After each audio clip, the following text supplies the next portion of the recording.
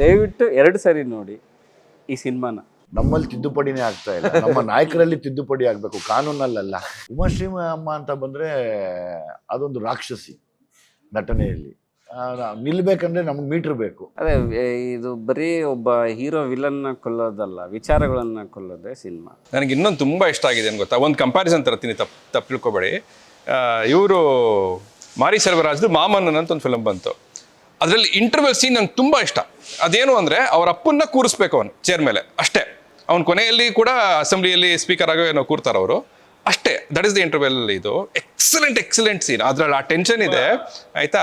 So ಅಲ್ಲಿ ಕೂರೋದು ಮುಖ್ಯ. ಇದು ಸರಿಯಾಗಿ ತಪ್ಪ ಗೊತ್ತಿಲ್ಲ, ಬಟ್ ನಾನು ನಿಮ್ಮ ಟ್ರೈಲರ್ ನೋಡಿದಾಗ ಪಾದರಕ್ಷೆಗಳ ಬಗ್ಗೆ, ಚಪ್ಪಲಿ ಬಗ್ಗೆ ಅಥವಾ ಬೂಟ್ ಬಗ್ಗೆ, is that an important element in the film? ಅಂದರೆ ತುಂಬ ಅದು ಒಂದು ಇಂಪಾರ್ಟೆಂಟ್ ಅಂತ ಪರಿಗಣನೆ ಮಾಡೋದಷ್ಟು ಆ ಕಾಲ ಆಗಿತ್ತು. ಆ ಚಪ್ಪಲಿ ಎತ್ಕೊಳ್ಳೋದು ಹಿಡ್ಕೊಳ್ಳೋದು ಅದೆಲ್ಲ ತುಂಬ ಕಾಮನ್ ವಿಷಯ ಆಗೋಗಿತ್ತು. ಅದು ನಾವು ನೋಡಿ ಚಪ್ಪಲಿ ಅನ್ನೋದು ಅಷ್ಟು ಫೋಕಸ್ ಮಾಡ್ತಾ ಇದ್ವಿ. ಅದು ಅಲ್ವೇ ಅಲ್ಲ, ಅದು ಅವ್ರಿಗೆ ಅದು ಮಾಡೋನಿಗೆ ಅದು ವಿಚಾರ ಅಲ್ಲ, ಹೇಳೋನಿಗೆ ಅದು ವಿಚಾರನೇ ಆಗಿರಲಿಲ್ಲ. ಅದು ಇವತ್ತು ಅದು ಅಷ್ಟು ಇದಾಗಿ ನೋಡ್ತಾ ಇದೀವಿ. ನಾನು ಆ ಕಾಲಘಟ್ಟಕ್ಕೆ ಅದನ್ನ ನಾನು ಈಸಿಯಾಗಿ ಕೇಳಿದ್ದು ಅದು ತುಂಬಾ ಇಂಪಾರ್ಟೆಂಟ್ ಎಲಿಮೆಂಟ್ ಆಗಿರುತ್ತಾ ಅಂತ. ಅಲ್ಲ, ಆ ಕಾಲಘಟ್ಟನ ರೆಪ್ರೆಸೆಂಟ್ ಅಲ್ಲ ಸಿನಿಮಾದಲ್ಲಿ ಅದೆಷ್ಟು ಹೇಗೆ ಮಾಮನ ನಾನು ಉದಾಹರಣೆ ಕೊಂಡು ಅದು ಕುರ್ಚಿ ಅದ್ರ ಮೇಲೆ ಕೂರೋದೇ ಆ ಫಿಲ್ಮ್. ಹಾಗೆ ನಿಮ್ಮ ಚಿತ್ರದಲ್ಲಿ ಅಷ್ಟು ಅಲ್ಲ, ಒಂದೆರಡು ಕಡೆ ತುಂಬಾ ಎಮೋಷ್ನಲ್ಗೆ ಒಂದು ಎಕ್ಸ್ಟ್ರಿಮಿಟಿ ತೋರ್ಸಕ್ಕೆ ನಾನು ಅದನ್ನ ಇಂಪಾರ್ಟೆಂಟ್ ಆಗಿ ಬಳಸ್ಕೊಂಡಿದ್ದೀನಿ. ಬಿಟ್ರೆ ಆ ಮಾಮನಲ್ಲಿ ಅದು ಕತೆಗೆ ತಿರುವು. ಬಟ್ ನನಗೆ ಆ ಚಪ್ಪಲಿ ಏನು ಕತೆಗೆ ತಿರುವಲ್ಲ, ಬಟ್ ಒಂದು ಎಕ್ಸ್ಟ್ರೀಮ್ ಎಮೋಷನ್ಸ್. ಅದಕ್ಕೆ ನಾನು ಅದನ್ನ ಚಪ್ಪಲಿ ಅಂದ ಕೂಡಲೇ ಇವ್ರು ನೆನಪಾಗ್ಬಿಟ್ರು. ಅವ್ರು ಬೇರೆ ತರ. ನಮಗೆ ಅವ್ರ ಚಪ್ಪಲಿ ತೋರಿಸಿದ್ರೆ ಹೆದರಿಕೆ ಆಗ್ಬಿಟ್ಟಿತ್ತು. ಓ ಗಾಡ್, ಈಗ ನಾವು tempted to go in that direction. ಬೇಡ ಸರ್. 23ನೇ ತಾರೀಕು ಚಿತ್ರ ರಿಲೀಸ್ ಆಗತ್ತೆ. ನನಗೆ ಜಡೇಶ್ ಅವ್ರ ಮೇಲಿರೋ ನಂಬಿಕೆ, ನಾನು ಚಿತ್ರವನ್ನು ನೋಡ್ತೀನಿ. ಪ್ಲಸ್ ರಿವ್ಯೂ ಮಾಡೋಕ್ಕೂ ಕೂಡ ಸಾಕಷ್ಟು ವಿಚಾರಗಳಿರುತ್ತೆ ಅಂತ ನನಗೆ ಆಲ್ರೆಡಿ ಗೊತ್ತು. ಇದು ನನಗೆ ಜಡೇಶ್ ಅವ್ರ ಮೇಲಿರೋ ನಂಬಿಕೆ. ನಾನು ಒಂದು ವಿಷಯ 2 ಸಾರಿ ಸಿನಿಮಾ ನೋಡಿ ರಿವ್ಯೂ ಮಾಡಿ ಅಂತ. ದಯವಿಟ್ಟು 2 ಸಾರಿ ನೋಡಿ ಈ ಸಿನಿಮಾನ. ಒಂದು ನಾನು ಅದು ಜಾಸ್ತಿಯಾಗಿ ಹೇಳ್ತಿದ್ದೀನಿ, ಬಟ್ 2 ಸಾರಿ ನೋಡಿ ರಿವ್ಯೂ ಮಾಡಿ. ಏನು ಸಿಗುತ್ತೆ ನಮಗೆ 2ನೇ ವ್ಯೂವಿಂಗ್ ಅಲ್ಲಿ? ಈಗ ಫಸ್ಟು ಮನೋರಂಜನೆ ಮುಖ್ಯ ಆಗಿ, 2ನೇದಕ್ಕೆ ವಿಚಾರಗಳು ನಿಮಗೆ ಇನ್ನೂ ಮತ್ತೆ ತಪ್ಪುಗಳು ಹೇಳ್ಬೋದು. ಸರಿ ಸರ್. ಸೊ ನನ್ನ ವ್ಯೂ ಆಫ್ ಜಡೇಶ್ ಅದು, ಅವ್ರು ನನ್ನ ನಂಬಿಕೆಯನ್ನು ಗಳಿಸ್ಬಿಟ್ಟಿದ್ದಾರೆ. ನೀವೇನನ್ನು ನೋಡಿದ್ರಿ ಸರ್ ಈ ಚಿತ್ರದಲ್ಲಿ, ನೀವು ಒಪ್ಕೊಳ್ಳೋದಕ್ಕೆ? ಚಿತ್ರದಲ್ಲ ಕತೆ ಮತ್ತೆ ನನ್ನನ್ನು ರೆಪ್ರೆಸೆಂಟ್ ಮಾಡ್ತಾ ಇರೋ ರೀತಿ, ಅದು ನನಗೆ ತುಂಬ ಮನಸ್ಸಿಗೆ ನಾಡ್ತು. ಯಾಕೆಂದ್ರೆ ನಾವು ಅವೆಲ್ಲವನ್ನು ನೋಡ್ಕೊಂಡು ಬಂದಿರೋರು, ಅವೆಲ್ಲವನ್ನು ಅನುಭವಿಸ್ತಾ ಬಂದಿರೋರು, ಮತ್ತು ಅದ್ರೊಳಗಡೆನೆ ಇವತ್ತಿಗೂ ಕಿತ್ತಾಡ್ತಾ ಇರೋರು, ಈಕ್ವಾಲಿಟಿಗೋಸ್ಕರ ಕಿತ್ತಾಡ್ತಾ ಇರೋದು, ಅದು ನನಗೆ ತುಂಬ ಇಷ್ಟ ಆಯಿತು. ಸರ್, ನಿಮ್ಮನ್ನ ರೆಪ್ರೆಸೆಂಟ್ ಮಾಡಿರೋ ರೀತಿ ಅಂದರೆ ಹೇಗೆ ಸರ್? ನಾವು ಒಂದಕ್ಕೆ ನೋಡಿ ಒಂದು ಇದಕ್ಕೆ ಫಿಕ್ಸ್ ಆಗಿದ್ವಿ. ಅಂದರೆ ಒಂದು ಗೋವಿನ ಹಾಡು ಅಂತ ಬರೋದು, ಅಲ್ಲಿ ಆ ತಾಯಿ ಮುಂದೆ ಬಂದರೆ ಆಯಬೇಡಿ, ಹಿಂದೆ ಬಂದರೆ ಒದೆಯಬೇಡಿ ಅಂತ, ಇಬ್ಬರ ಋಣ ತೀರಿತೆಂದು ತಬ್ಬಿಕೊಂಡಿತು ಕಂದನ ಅಂತ ಆ ಸಾಯೋ ಟೈಮಲ್ಲಿ ಆಡಿತ್ತು. ನಾವು ಅಷ್ಟಕ್ಕೆ ಆಗೋಗಿದ್ವಿ. ಅದನ್ನು ಬಿಟ್ಟು ಬೇರೆ ಯೋಚನೆ ಮಾಡಿಲ್ಲ, ತಪ್ಪಿಸ್ಕೊಳ್ಳೋದು ಹೇಗೆ ಅಥವಾ ಎದುರು ನಿಂತ್ಕೊಂಡು ಹೊಡೆಯೋದು ಹೇಗೆ, ನಾವು ಅದನ್ನು ಯೋಚನೆ ಮಾಡಿರಲಿಲ್ಲ ಎಲ್ಲೂ. ಅದೆರಡೂ ಕರೆಕ್ಟ್ ಅಲ್ವಾ ಅಂತ ನನಗೆ ಇವತ್ತು ಅನಿಸುತ್ತೆ. ಈಗ ಅಮ್ಮ ಹೇಳಿದ್ದೇ ವೇದವಾಕ್ಯ ಆಗಿತ್ತು ಅವತ್ತು. ಆ ಸಾಯಕ್ಕೆ ಮುಂಚೆ ಅದೆಷ್ಟು ನರಳುತ್ತೆ, ಒಂದು ಹುಲಿ ಏನೋ ಬರುತ್ತೆ ಅಂತ ಒಂದು ಹಾಡಿತ್ತದು, ಪುಣ್ಯಕೋಟಿ ಸಾಂಗ್ ಅದು. ಅಂದರೆ ಅವಾಗ ಅಮ್ಮ ಹೇಳ್ಕೊಟ್ಟಿರೋದು, ಹಂಗಾರೆ ನಾವು ಯಾರ ಸವಾಸಕ್ಕೂ ಹೋಗೋದೇ ಬೇಡವಾ ಅಂತ. ನೀವೀಗ ಒಂದು ಗೀತೆ, ತುಳು ಗೀತೆ ಒಂದು ಮೀನಿಂಗ್ ಹೇಳಿದ್ರಲ್ಲ, ಅಲ್ಲಿ ತಾಯಿ ಬೈದಲ್ಲೇ ಹೇಳ್ತಾವಳೆ, ಇಲ್ಲ ಆಲ್ರೆಡಿ ಅಮ್ಮ ಇಂಡೈರೆಕ್ಟಾಗಿ ಮಗುಗೆ ಹೇಳ್ಕೊಡ್ತಾವಳೆ, ನೀನು ಯಾರನ್ನೂ ಆಯ್ಬೇಡ, ಯಾರನ್ನೂ ಓದಿಬೇಡ, ಇಂಪಾರ್ಟೆಂಟ್ ನೀನು ಹೋಗು ಅಂತ. ಆ ಎರಡು ತುಂಬ ತಲೆಗೆ ಬರುತ್ತೆ ನಮಗೆ. ಅಂದರೆ ಅದು ಕರೆಕ್ಟಾ, ನಾವು ಎದ್ದು ನಿಂತ್ಕೊಂಡು ಕೇಳೋದು ಕರೆಕ್ಟಾ, ಅಥವಾ ಹುಲಿ ಬಂತು ಅಂತ ತಪ್ಪಿಸ್ಕೊಳ್ಳೋದು ಕರೆಕ್ಟಾ, ಹುಲಿ ಬಂತು ಅಂತ ಎದುರಾಕೊಂಡು ಫೈಟ್ ಮಾಡೋದು ಕರೆಕ್ಟಾ? ಸೊ ಇದೆಲ್ಲಕ್ಕೂ ಆನ್ಸರ್ ಅದರಲ್ಲಿ ಕೊಟ್ಟಿದ್ದೀವಿ ಅಂತ ನನ್ನ ಅನಿಸಿಕೆ. ಏನಪ್ಪ ನಿನಗೆ? ನಿಜವಾಗ್ಲಿ ಇವರು ಒಳ್ಳೆ ಎಕ್ಸಾಂಪಲ್ ಕೊಟ್ಟಿದ್ದು. ನಮ್ಮ ಸಿನಿಮಾಗಳು ಹಾಗೆ ಆಗ್ಬೇಕು, ಆ ಸಿದ್ಧಾಂತಗಳನ್ನು ಮೀರಿ ಬರ್ಬೇಕು ಅಂತ ಇವಾಗ ಅನಿಸ್ತಾ ಇದೆ. ಅಲ್ಲಿ ಅದರೊಳಗಡೆ ನಮ್ಮನ್ನು ಆವರಿಸಿ ಕುಣಿಸ್ಬಿಟ್ರ ಚೆನ್ನಾಗಿದೆ ಸರ್. ಯಾಕಂದ್ರೆ ಈ ವಿನಮ್ರತೆ ಅನ್ನೋದು, ಹ್ಯೂಮಿಲಿಟಿ ಅನ್ನೋದು ಓವರ್ ರೇಟೆಡ್.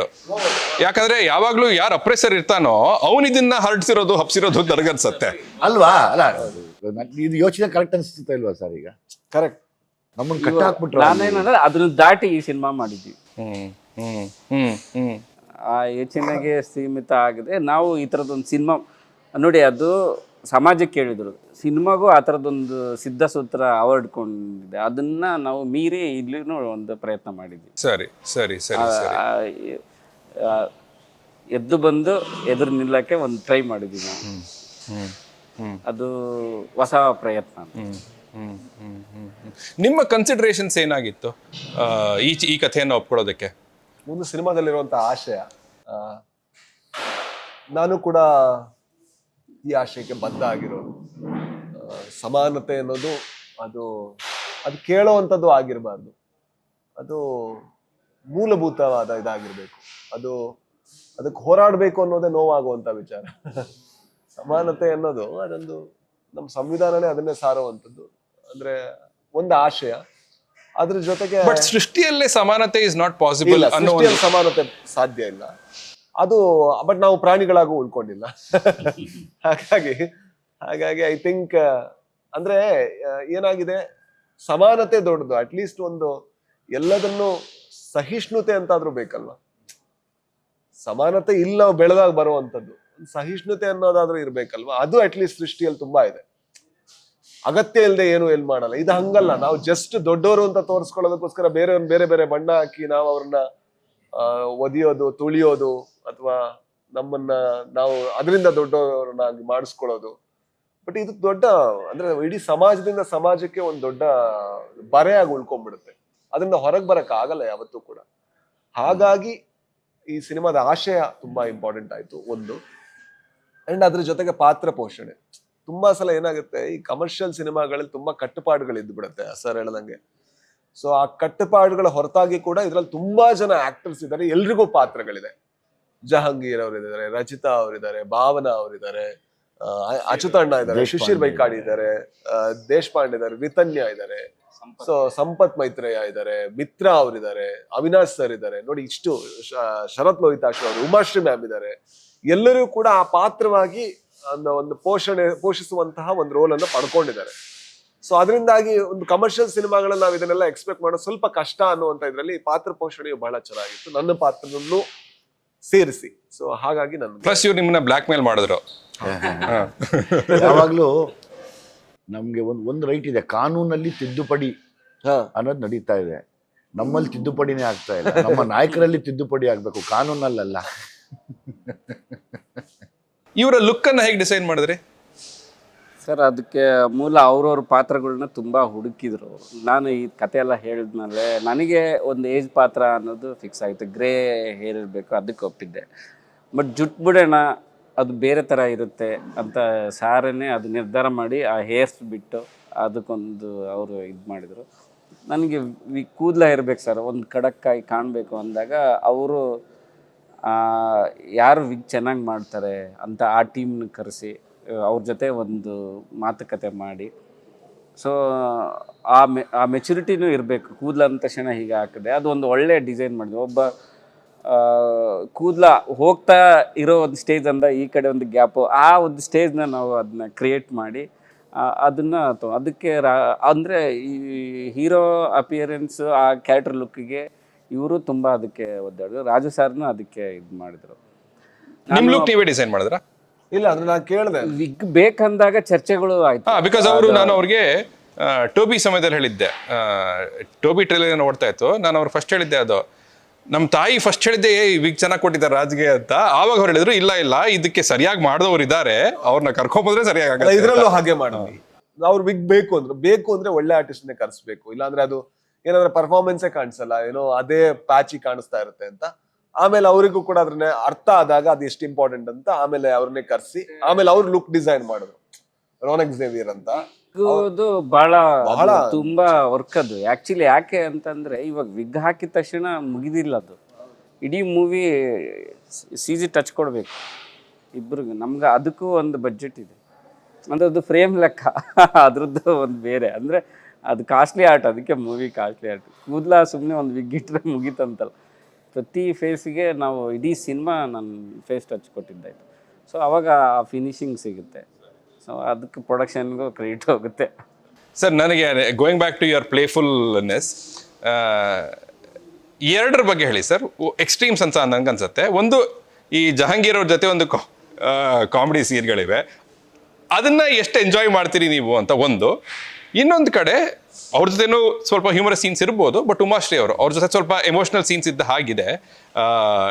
ನಾನು ಅವ್ರಿಗೂ ಹೇಳ್ತಾ ಇದ್ದೆ, ರಾಜ್ ಅವ್ರಿಗೂ ಕೂಡ, ಜಹಾಂಗೀರ್ ಅವ್ರಿಗೆ ಇರೋ ಅವ್ರು ಇನ್ನೂ ಸ್ವಲ್ಪ ನನಗೆ ಹೆಚ್ಚು ಬೆಳಕಿಗೆ ಬರಬೇಕು ಅಂತ ನನಗನ್ಸೋ ಒಂದು ನಟ, ತುಂಬ ಒಳ್ಳೆ ನಟ ಅಂತ. ಜಹಾಂಗೀರ್ ಅವರು ಒಂದು ಕಡೆ, ಉಮಾಶ್ರೀ ಅವರು ಒಂದು ಕಡೆ, ಹೇಳಿ ಸರ್. ಜಹಾಂಗೀರು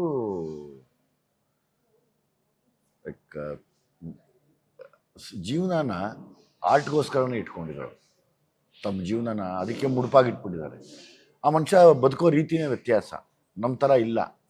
ತಂದೆ ಒಂದು ಬೇರೆ ಆಲೋಚನೆ, ಆತಂದೆ ಒಂದು ಲೋಕದಲ್ಲಿ ಇರ್ತಾರೆ. ಆಮೇಲೆ ನೀವು ಏನನ್ನ ಕೊಡಿ, ನೀವು ಕಾಮಿಡಿ ವಿಷಯ ಕೊಡಿ, ಏನು ವಿಷಯ ಕೊಟ್ರು ಅದಕ್ಕೆ ಲಯಬದ್ಧವಾಗಿ ಪರ್ಫಾರ್ಮ್ ಮಾಡುವಂಥ ಒಬ್ಬ ಅಮೇಝಿಂಗ್ ನಟ. ಹೌದು, ಅದರಲ್ಲಿ ನಾವೇನು ಇದು ಮಾಡೋಂಗಿಲ್ಲ, ನಾವೇ ಕಲಿಯೋದು ತುಂಬ ಇರುತ್ತೆ. ನಾನು ರೇಗಿಸ್ತಾ ಇರ್ತೀನಿ, ನನಗೆ ನಾನು ಹೇಳ್ಕೊಡಪ್ಪ ತಂದೆ ಅಂತ, ನನ್ನನ್ನು ಬೈದ್ಬಿಟ್ಟು ಹೊಟ್ಟೋಗ್ಬಿಡ್ತಾನೆ. ತುಂಬ ಒಳ್ಳೆ ಫ್ರೆಂಡ್ಸು. ನಾನು ಜಹಾಂಗೀರು ಪಾಪ ಪಾಂಡು ಸೀರಿಯಲ್ ಮಾಡಬೇಕಾದ್ರೆ ಜಹಾಂಗೀರು ಮತ್ತು ನಾನು ಒಂದೇ ಒಂದು ಟೀ ಅಂಗಡಿ ಕೂರ್ತಾ ಇದ್ವಿ ಯಾವಾಗಲೂ. ಆವಾಗಲಿಂದ ಇಬ್ಬರು ಸ್ನೇಹಿತರು. ಇದ್ದಿದ್ದು ಒಂದು ಸಿಗರೇಟ್ನ ಬೈಟು ಮಾಡ್ತಾ ಇದ್ದವರು ಅವಾಗ. ನನಗೆ ತುಂಬ ಇಷ್ಟ.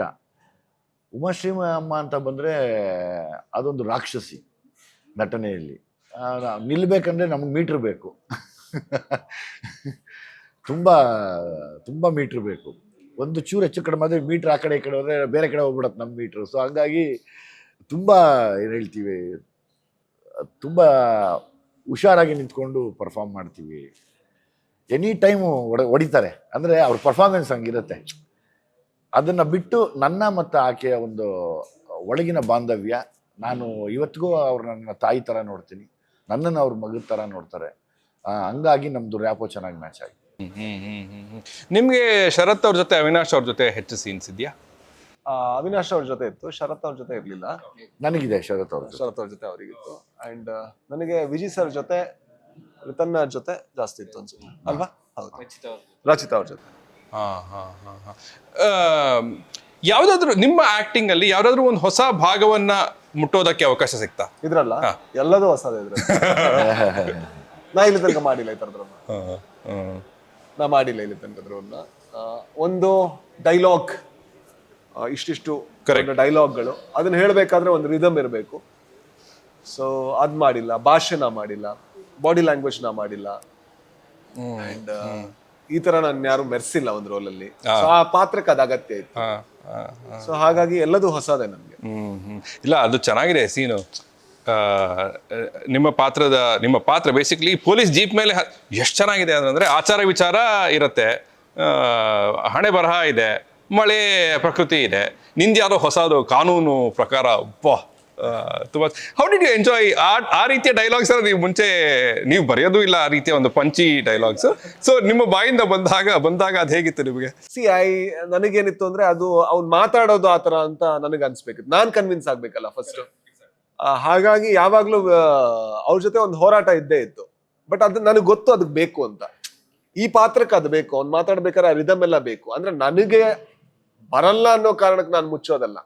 ಇದು ಎಷ್ಟು ಅಗತ್ಯ ಇದೆ, ಎಷ್ಟು ಅಗತ್ಯ ಇಲ್ಲ ಅಂತ ಪ್ರತಿ ಸತಿ ನಾನಾಗ್ಲಿ ವಿಜಯ್ ಸರ್ ಆಗ್ಲಿ ಇಬ್ರು ಹೊಡೆದಾಡ್ತಾ ಇದ್ವಿ. ಅಂದ್ರೆ ಈ ಸೀನ್ ಬೆಟರ್ ಮಾಡೋದಕ್ಕೆ ನಾವೇನೆಲ್ಲ ಮಾಡ್ಬೇಕು ಅದೆಲ್ಲ ಮಾಡೋದಕ್ಕೆ ನಾವು ರೆಡಿ ಇದ್ವಿ. ನಾನು ಕೇಳ್ತಾ ಇದ್ದೆ, ಸರ್ ಇದು ಡೈಲಾಗ್ ಅಲ್ಲೇ ಬೇಕಾ ಅಥವಾ ಏನಾದ್ರೂ ವಿಜುವಲ್ ಆಗಿ ನಾವು ಬದಲಾಯಿಸಬಹುದಾ ಅಂತ. ಆಗ ಅವರು ಕೂಡ ತುಂಬಾ ಓಪನ್ ಇದ್ರು. ವಿಜುವಲ್ ಆಗಿ ಅಂದ್ರೆ ಯಾವ ತರ ಸರ್ ಅಂತ, ನೋಡಿ ಈ ತರ ಮಾಡ್ಬೋದು ನಾನು ಅಂತ ನಾನೇನೋ ತೋರಿಸ್ತಾ ಇದ್ದೆ. ಆಗ ಅವ್ರು ಓಪನ್ ಇದ್ರು. ಹಾಗಾಗಿ ತುಂಬಾ ಎಕ್ಸ್ಪ್ಲೋರ್ ಮಾಡಿರುವಂತ, ತುಂಬಾ ಕೆಲಸ ಮಾಡಿರುವಂತ ಪಾತ್ರ. ಜಸ್ಟ್ ಸುಮ್ನೆ ಹೋಗಿ ಏನೋ ಮಾಡಿ ಬಂದಿದ್ದಲ್ಲ. ನಾ ಪ್ರತಿ ದಿವಸ ಕೂಡ ನನ್ನ ಹತ್ರ ಹೆಂಗೂ ಸ್ಕ್ರಿಪ್ಟ್ ಇತ್ತು, ಬಟ್ ಪ್ರತಿ ದಿವಸ ಕೂಡ ನಾಳೆ ಏನ್ ಶೂಟ್ ಮಾಡಿ ನಂಗೆ ಸ್ಕ್ರಿಪ್ಟ್ ಬೇಕೇ ಬೇಕು ಅಂತ ಜಗಳ ಮಾಡ್ತಿದ್ದೆ. ಸೊ ಅವ್ರು ಕಳಿಸ್ಲೇಬೇಕಿತ್ತು, ನಾನು ಓದ್ತಿದ್ದೆ, ನನಗೆ ಏನ್ ಅನ್ಸುತ್ತೆ ಅದನ್ನ ಹೇಳ್ತಿದ್ದೆ. ಆಮೇಲೆ ಅವ್ರೇನೋ ವಾಯ್ಸ್ ಮೆಸೇಜ್ ಕಳಿಸ್ತಾ ಇದ್ರು. ಸೊ ಅದೆಲ್ಲದು ಆಗಿ ಬೆಳಿಗ್ಗೆ ಹೋಗ್ಬೇಕಾದ್ರೆ ನಾನು ರೆಡಿ ಇರ್ತಿದ್ದೆ. ಮತ್ತೆ ಅಲ್ಲೂ ಕೂಡ ಒಂದು ಜಗಳ ಆಗಿ ಆಮೇಲೆ ಸೇವ್ ಆಗ್ತದೆ.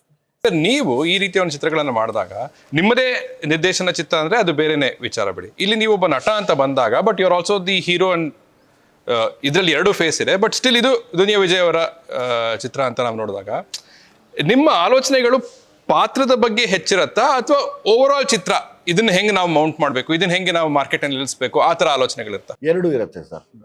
ಕಮರ್ಷಿಯಲ್ ಆಗಿ ಹೆಂಗೆ ನಿಲ್ಲಿಸ್ಕೋಬೋದು, ಮತ್ತೆ ಒಳಗಡೆನೆ ಆ ಪಾತ್ರದ ಒಳಗಡೆನೆ ಇದ್ದು ನಾನು ಹೆಂಗೆ like scene to scene behave ಮಾಡ್ತಾ ಹೋಗ್ಬೋದು. ಎರಡನ್ನೂ ಯೋಚನೆ ಮಾಡ್ತಾರೆ ಸೈಮಲ್ಟೇನಿಯಸ್ ಆಗಿ. ಸಮ್ಟೈಮ್ಸ್ ಕಮರ್ಷಿಯಲ್ ಜಾಗ ಬರುತ್ತೆ, ಅಲ್ಲಿ ಬೇರೆ ಥರನೇ ನಿಲ್ಬೇಕಾಗತ್ತೆ. ಸರ್ ಇದನ್ನು ಕೇಳಬೇಕು ಅಂತಿದ್ದೆ sir. Actually all three of you can answer. ಈಗ ನನಗೆ ಮಾಸ್ ಅಂದರೆ ಬೇರೆ ಒಂದು ಅರ್ಥ ಆಯಿತು. ಇತ್ತೀಚೆಗೆ ಯಾರೋ ಒಂದು ತೆಲುಗು ಚಿತ್ರ ಬಂತು, ಅದರಲ್ಲಿ ಹೇಳಿದ್ರು ಒಂದು ಅಷ್ಟು ಹಿಟ್ಸ್ ಕೊಟ್ಟಿರಲಿಲ್ಲ ಆ ನಾಯಕ ನಟ, ಇದರಲ್ಲಿ ಮಾಸ್ ಇದು ಬಂದಿದ್ದಾರೆ. ಯಾಕೆ ಅಂದರೆ ಇಂಟರ್ವ್ಯೂನಲ್ಲಿ ಒಬ್ಬನ ತಲೆ ಕಡಿತಾರೆ, ಅದು ಮಾಸ್ ಅನ್ನೋ ಡೆಫಿನಿಷನ್ ಅಂತ ಆಯಿತು. ನಾನು ಈಗ ಈಕೋ ನೋಡಿದಾಗ ನನಗೆ ಅಯ್ಯೋ ನಾಯಿಗಳಿಂದ ಮಾಸ್ ಮಾಡ್ಬೋದಲ್ಲ ಅಂತ ಅನ್ನಿಸ್ತು. ಮಾಸ್ ಅಂದರೆ ನಿಮಗೇನು ಸರ್? ಒಂದು ಮಾಸ್ ಟ್ರೀಟ್ಮೆಂಟ್ ಅಂದರೆ ಏನು? ನೀವು ಅದನ್ನು ಹೆಂಗೆ ನೋಡ್ತೀರಿ? ನನಗೆ ಆ್ಯಕ್ಷನ್ ಮೂಲಕನೇ ಮಾಸ್ ಅಂತ ಅನ್ನೋದು ಮೊದಲು ಅದು ತೆಗಿಬೇಕು. ಆ್ಯಕ್ಷನ್ ತೆಗೆದುಬಿಡ್ತೀರಿ? ಹೌದು, ಅದು ಆ್ಯಕ್ಷನ್ನೇ ಮಾಸ್ ಅಲ್ಲ, ಸಿಚುವೇಶನ್ಸ್ ಮಾಸ್. ನಾವು ಬರೆಯೋ ಒಂದು ಸಂದರ್ಭಗಳೇ ಅದು ಮಾಸ್ ಆಗಿ, ಅಂದರೆ ಒಂದೊಂದು ಸಾರಿ ಎಷ್ಟೋ ಸಾರಿ ಸೈಲೆನ್ಸ್ ಆಗಿ ಹೋಗ್ತಾನೆ ಅವ್ನು ಕಂಟ್ರೋಲ್ ಮಾಡಿ, ಅದು ಕೂಡ ಮಾಸ್ ಆಗಿ. ಹೇಗೆ ನೀವು ಅದನ್ನು ಹೇಗೆ ಬರೀತೀರಿ ಅಂತ ಹೇಳಿ ಒಂದು ಉದಾಹರಣೆ, ಈ ಚಿತ್ರದ ಬೇಡ, if you can give us an example, ಒಂದು ಸಂದರ್ಭವನ್ನೇ ಮಾಸ್ ಆಗಿ ಹೇಗೆ ಬರೆಯೋದು ಅಂತ. ಇದರಲ್ಲಿ ಇವ್ರ ಜೊತೆ ಒಂದು, ಇದರಲ್ಲೇ ಹೇಳ್ಬೇಕಂದ್ರೆ ಇವ್ರ ಜೊತೆ ಒಂದು ಡೈಲಾಗ್ ಇದೆ. ಈ ಎಲ್ಲವೂ ಅವನು ಅನುಭವಿಸ್ಬಿಡ್ತಾನೆ, ಲಾಸ್ಟ್ ಹೀರೋ ಏನೂ ಮಾಡೋಕ್ಕಾಗಲ್ಲ. ಅವಾಗ ಹೇಳ್ತಾನೆ ಅವನು, ಶಕ್ತಿ ಹೊಟ್ಟೆಗೆ ಹೋಗ್ಬಿಟ್ಟಿದೆ, ಅದಕ್ಕೆ ಸುಮ್ಮನೆ ಹೋಗ್ತಾ ಇದ್ದೀನಿ. ತಲೆಗೆ ಹೋಗಿದ್ರೆ ಅಂದರೆ ಶಕ್ತಿ, ರಟ್ಟೆಗಿರೋ ಶಕ್ತಿ ಹಸಿವಾಗಿ ಹೊಟ್ಟೆಗೆ ಹೋಗಿದೆ, ಸುಮ್ಮನೆ ಹೋಗ್ತಾ ಇದ್ದೀನಿ. ನೆತ್ತಿಗೆ ಏರ್ಬಿಟ್ಟಿದ್ರೆ ಅಂತ ಪ್ರಶ್ನೆ ಮಾಡಿ ಸುಮ್ಮನೆ ಹೋಗ್ತಾ ಇರ್ತಾರೆ. ಅವ್ನು ಬಿಟ್ಟರೆ ಅದು ಏನಾದರೂ ಹೋಗ್ತಾ ಇತ್ತು. ಸೊ ನಾನು ಆ ಥರದ್ದು ಒಂದು ನನ್ನ ಆ ಡೈಲಾಗಲ್ಲೇ ಸಾಕು. ಅವ್ನ ನೋವು, ಫ್ರಸ್ಟ್ರೇಷನ್, ಅವನು ರೆಟ್ಟೆಗಿರೋ ಶಕ್ತಿ ಬಳಸೋದು ಬರೀ ಹಸಿವಿಗೋಸ್ಕರ ಅಷ್ಟೇ, ನಿನ್ನ ಜೊತೆ ಅಲ್ಲ ಅನ್ನೋದು. ಒಂದು ಪಾತ್ರ ಜೊತೆ ಅವನು ಹೇಳೋದು, ಒಂದು ಪಾತ್ರ ಜೊತೆ ಇಂಟ್ರ್ಯಾಕ್ಟ್ ಮಾಡೋದು ಆ ರೀತಿ. ನಾನು ಹಾಗೇನೂ ಹೋಗ್ತೀನಿ. ಅದು ಅಲ್ಲಿ ಆ್ಯಕ್ಷನ್ ಬರಬೇಕಂತಂದರೆ ತುಂಬ ಜನಗಳು ಕಾಯಬೇಕು. ನಾವು ಅದು ತಾರಕಕ್ಕೆ ಹೋದಾಗ ಅದು ಚಂದ ನೋಡೋಕ್ಕೆ. ಪ್ರತಿಯೊಂದಕ್ಕೂ ಆ್ಯಕ್ಷನ್ ಆಗಬಾರ್ದು ಅಷ್ಟೇ. ಆಮೇಲೆ ಇದೊಂದು ಕಾಂಪ್ಲಿಮೆಂಟ್ ಮಾಡೋದು ಬರ್ಬಿಡ್ತೀನಿ. ನನಗೆ ಇನ್ನೊಂದೇನು ಖುಷಿ ಆಯಿತು ಅಂದರೆ, ಯಾಕೆ ಇದು ಜಡೇಶ್ ಅವರ ಒಂದು ಚಿತ್ರ ಅಂತ ನಂಗೆ ಅನ್ಸುತ್ತೆ ಅಂದರೆ, ಶಿಶಿರ್ ಅವ್ರಿಗೂ ರಿತನಿ ಅವ್ರಿಗೂ ಕೂಡ ಒಂದು ಡ್ಯೂಯೆಟನ್ನು ಕೊಟ್ಟಿದ್ದೀರಿ. ಯೂಶಲಿ ಅದು ಕೊಡದೇನೂ ಇರ್ಬೋದಿತ್ತು, ಎನಿವೇ ನಿಂಗವ್ವ ಇದೆ, ಬೇರೆ ಭಾಷಾ ಹಾಡುಗಳಿವೆ ಅಂತ. ಬಟ್ ಅಲ್ಲಿ ನನಗೇನು ಗೊತ್ತಾಗುತ್ತೆ ಅಂದರೆ, ಇಲ್ಲ ನೀವು ಒಂದು ಕಥೆಯನ್ನು ಹೇಳೋಕೆ ಹೊರಟಿರೋ ನಿರ್ದೇಶಕ, ಒಂದು ಫಿಲಮನ್ನು ಮಾಡೋಕೆ ಹೊರಟಿರೋ ನಿರ್ದೇಶಕ ಅಲ್ಲ ಅಂತ. ಸರ್ ಮಾಸ್ನ ನೀವು ಹೆಂಗೆ ನೋಡ್ತೀರಿ? ಮಾಸ್ ಒಬ್ಬ ಹೀರೋ ಆಗಿ ಅವನ ವೈಯಕ್ತಿಕ ಖುಷಿಗೋ ಅಥವಾ ಅವನ ವಿಕೃತ ಮನಸ್ಸಿಗೋ ಯಾರನ್ನೋ ಕೊಚ್ಚೋಕ್ಕಿನ್ನ ಸುಮಾರು ಜನಗಳ ನೋವಿನ ಪರವಾಗಿ ಕೊಚ್ಚಿದ್ರೆ ಅದು ಮಾಸ್. ಸುಮಾರು ಜನ ನೋವುಗಳ ಪರವಾಗಿ ಕೂಗಿದ್ರೇನೆ ಅದು ಮಾಸ್. ಹೊಡಿಲೇಬೇಕು ಅನ್ನೋದೇನು. ಚೆನ್ನಾಗಿದೆ, correct. You are representing a mass. ಹೌದೌದು. ವಿತ್ ಎಲ್ಲರ ಪೇಯ್ನ ಹೇಳೋದು ಮಾಸ್. ಅದು ಕಣ್ಣಲ್ಲೇ ಹೇಳ್ಬಿಡ್ಬೋದು, ಹೊಡೆದೇ ಹೇಳಬೇಕು ಅನ್ನೋದೇನು ಅವಶ್ಯಕತೆ ಇರಲ್ಲ. ಅದೆಲ್ಲ ನನ್ನ ಅಲಂಕರಿಸ್ಕೊಡೋಕ್ಕೆ ಮಾಡಬಾರ್ದು. ಅದನ್ನು ಇನ್ನೊಬ್ರು ನೋವಿಗೆ ನಿಂತ್ಕೋಬೇಕು ನಾನು, ಅದು ನನಗೆ ಮಾಸ್. ನಿಮ್ಮ ಪ್ರಕಾರ ಮಾಸ್ ಅಂದರೆ? ನನ್ನ ಪ್ರಕಾರ ಮಾಸ್ ಅಂದರೆ ಸ್ಕ್ರೀನಲ್ಲಿ ಆಗೋದಕ್ಕಿಂತ ಮುಂಚೆ ಆಡಿಯನ್ಸ್ ಮನ್ಸೊಳಗಾಗುತ್ತಲ್ಲ, ಒಟ್ಟಿಗೆ ಕಲೆಕ್ಟಿವ್ ಆಗಿ, ಅದು ಮಾಸ್. ಅದು ಆ್ಯಕ್ಷನ್ ಬೇಕಾದರೂ ಆಗಲಿ, ಕಾಮಿಡಿ ಬೇಕಾದರೂ ಆಗಲಿ, ಇನ್ನೊಂದು ಬೇಕಾದ್ರೂ ಆಗಲಿ, ಅಲ್ಲಿ ಯಾರೋ ಒಬ್ಳು ಹುಡುಗಿ ಲೈಫ್ ಪೂರ್ತಿ ಸಫರ್ ಆಗಿರೋಳು, ಯಾರು ಸಫರ್ ಮಾಡಿದ್ನೋ ಅವ್ನಿಗೆ ಕೆನ್ನೆ ಬಾರಿಸ್ಬೇಕು ಅಂತ ಆಡಿಯನ್ಸ್ ಒಳಗಡೆ ಫಸ್ಟ್ ಅನ್ಸಿದ್ಮೇಲೆ ಅವ್ನು ಮಾಡ್ಬೇಕು ಅದನ್ನ, ಆಗದ್ ಮಾಸ್ ಅನ್ಸುತ್ತೆ. ಚೆನ್ನಾಗಿದೆ. ಐ ಥಿಂಕ್ ಒಳಗಡೆ ಫಸ್ಟ್ ಅನ್ಸ್ಬೇಕು. ಅದು ಮಾಡಿಲ್ಲ ಅಂದಾಗ ನೀವೇನು ಹೇಳಿದ್ರಿ, ಅದು ಆಗಿಲ್ಲ ಅಂದಾಗ, ಒಳಗಡೆ ಏನು ಆಗದೆ ಅದು ಸ್ಕ್ರೀನ್ ಅಲ್ಲಿ ಆದಾಗ ಮಾಸ್ ಅಲ್ಲ, ಒಳಗಡೆ ಆಗಿ ಅಲ್ಲಿ ಹೊರಗಡೆ ಆದಾಗ ಅದು ಮಾಸ್. ಕರೆಕ್ಟ್. ಬಿಕಾಸ್ ಅದೇ ಇವ್ರು ಹೇಳಿದ ಡೈಲಾಗು ನನಗೆ ಅನ್ಸುತ್ತೆ ಆಡಿಯನ್ಸ್ ಅನ್ಸ್ಬಿಡ್ಬೇಕು. ಹೇಳು, ಈಗ ಏನಾದ್ರು ಹೇಳು ಏನಾದ್ರು ಮಾಡು ಅನ್ಬೇಕು, ಸಿಚುವೇಶನ್ಸ್ ತರಬೇಕಷ್ಟೆ. ಕರೆಕ್ಟ್. ಸರ್ ಈಗ ಇದು ಆಳೋನು ಅಳಿದು ಉಳಿದವರು ಅಲ್ವಾ, ರೂಲರ್ ಸರ್ವೈವರ್. ಆ್ಯಂಡ್ ಈ ಚಿತ್ರದಲ್ಲಿ ಹೇಗಿದೆ ಗೊತ್ತಿಲ್ಲ, ಬಟ್ ಯೂಶಲಿ ನಾವೇನು ಅನ್ಕೊಳ್ತೀವಿ, ಓಕೆ ಇದೊಂದು ಆರ್ಕು, ಇವರು ಸರ್ವೈವರ್ ಆಗಿರ್ತಾರೆ, ಇವರು ರೂಲರ್ನ ಭೇದಿಸಿ, ಅಫ್ಕೋರ್ಸ್ ಇವ್ರು ರೂಲರ್ ಆಗಬೇಕು ಅಂತಲ್ಲ, ಬಟ್ ಅಟ್ಲೀಸ್ಟ್ ಅದೇ ಒಂದು ಗೆಲುವಾಗತ್ತೆ ಅಂತ. ಅದು ದೂರದಿಂದ ನಮಗೆ ಗೊತ್ತಾಗೋ ಆರ್ಕು. ಆ್ಯಂಡ್ ಪ್ರಾಯಶಃ ಹಾಗೆ ಇರ್ಬೋದು ಕೂಡ. ಇದರಲ್ಲಿ ಸ್ಪೆಷಲ್ ಮಾಡೋದು ಏನು? ಈಗ ನನ್ನಂತೇನೆ ಎಷ್ಟೋ ಆಡಿಯನ್ಸ್ ಗೊತ್ತಿರುತ್ತೆ, ಓಕೆ ವಿಜಯ್ ಅವರು ಮೇ ಬಿ ರಾಜ್ ಅವರ ಪಾತ್ರವನ್ನ ಕೊಲ್ಲೋದು ಏನೋ ಮಾಡ್ತಾನೆ ಆ್ಯಂಡ್ ದೆನ್ ಅವನು ಹೀರೋ ಆಗಿ ನಿಲ್ತಾನೆ, ಬಿಕಾಸ್ ಅವನಿಗೇನೋ ಒಂದು ಸಫರಿಂಗ್ ಇರುತ್ತೆ, ಅವನ ಮನೆಯಲ್ಲಿ ಏನೋ ಒಂದಾಗಿರುತ್ತೆ and so on and so forth. ಇದನ್ನ ಮೀರಿ ಏನು ಸ್ಪೆಷಲ್ ಆಗಿ ಹೇಳೋಕೆ ಸಾಧ್ಯವಿದೆ? ಅದೇ ಇದು ಬರೀ ಒಬ್ಬ ಹೀರೋ ವಿಲನ್ನ ಕೊಲ್ಲೋದಲ್ಲ, ವಿಚಾರಗಳನ್ನು ಕೊಲ್ಲೋದೇ ಸಿನಿಮಾ. ನನಗೆ ಎಲ್ಲ ಸಿನಿಮಾದಲ್ಲೂ ಹೀರೋ ವಿಲನ್ ಕೊಲ್ಲಲೇಬೇಕು. ಇಷ್ಟಿಲ್ಲ ಸಿನಿಮಾ ಹುಟ್ಟಿದಾಗಿಂದ ಇಲ್ಲಿ ಇಲ್ಲ ಅವನ್ನ ಕೊಲ್ಕೊಳ್ಳೋದೇ ಒಂದು ಸಿನಿಮಾಗಳು ಇರುತ್ತೆ. ಇಲ್ಲಿ ಹೀರೋ ವಿಲನ್ ಕೊಲ್ಲೋದೆ ಅದಲ್ಲ, ಅದು ವಿಚಾರಗಳನ್ನು ಕೊಲ್ಲೋದು, ಆ ವಿಚಾರಗಳ ಹೋರಾಟ, ಆ ವಿಚಾರಗಳು ಆ ಮಾತಲ್ಲಿ ಜನಗಳಿಗೆ ತಿಳಿಸೋದು, ಅದ್ರ ಜೊತೆಗೆ ಸರ್ವೈವಲ್, ಅವನ ಎಮೋಷನ್ಸ್, ಅವನಿಗೆ ಇದು ವಿಲನ್ನೇ ಸಿನಿಮಾದ ಅಲ್ಲದೆ ಅವನಿಗೊಂದು ಬಳಗ ಇದೆ, ಹೆಂಡ್ತಿ ಇದ್ದಾಳೆ, ಮಗಳಿದ್ದಾಳೆ, ಹುಡುಗ ಇದ್ದಾನೆ, ಊರಿದೆ, ಅಲ್ಲಿ ಬದುಕಿದೆ, ಅಲ್ಲಿ ತಮಾಷೆಗಳಿದೆ, ಅಲ್ಲಿನ ನೋವುಗಳಿದ್ದಾವೆ. ಬರೀ ವಿಲನ್ ಜೊತೆನೇ ಸಿನಿಮಾ ಅಲ್ವಲ್ಲ, ಈ ಬದುಕನ್ನು ನಾನು ಕಟ್ಟಿಕೊಡ್ತಾ ಇದ್ದೀನಿ. ಅಲ್ಲಿ ಕೂಲಿಯವರಿದ್ದಾರೆ, ಅವ್ರ ಕೂಲಿಯವರ ನೋವಿದೆ, ಅವ್ರ ಖುಷಿ ಇದೆ, ಅದೆಲ್ಲ ಸಿನಿಮಾದಲ್ಲಿದೆ. ಅವನು ಹೊಡೆಯೋದೇ ಸಿನಿಮಾ ಅಂದರೆ 2ನೇ ಸೀನಿಗೆ ಮುಗೀತು ಸಿನಿಮಾ. ಅದೇ ನಂದೇನಲ್ವೇ ಅಲ್ಲ. ಈ ಬದುಕು ಕಟ್ಟಿಕೊಡ್ತಾ ಹೋಗ್ತಾ ಹೋಗ್ತಾ ಹೋಗ್ತಾ ಅವ್ನು ಹೊಡೆಯೋದು ಸಿದ್ಧಸೂತ್ರನೇ, ನಾನು ಇಲ್ಲ ಅಂತ ಹೇಳಲ್ಲ. ಅಲ್ಲಿ ವಿಚಾರಗಳು ಬರುತ್ತಾವಲ್ಲ, ಅವನ ವಿಚಾರ, ಇವನ ವಿಚಾರ, ಹಾಗೆ ಅವನ್ನ ಹೊಡೆಯೋದಾದ್ರೆ ಹೇಗೆ, ಅವನಿಗೂ ಚಾಲೆಂಜ್ಗಳು, ಅವನ ರಿಸ್ಟ್ರಿಕ್ಷನ್ಸ್ಗಳು, ಅವನು ಬೇರೆ, ಅದನ್ನು ಮಾಡಿ ಹೊಡೆದಾದ್ಮೇಲೆ ಏನು ಹೇಳಬೇಕು, ಅದೆಲ್ಲ ಇದರಲ್ಲಿ ಭಾಳ ವಿಶೇಷವಾಗಿದೆ.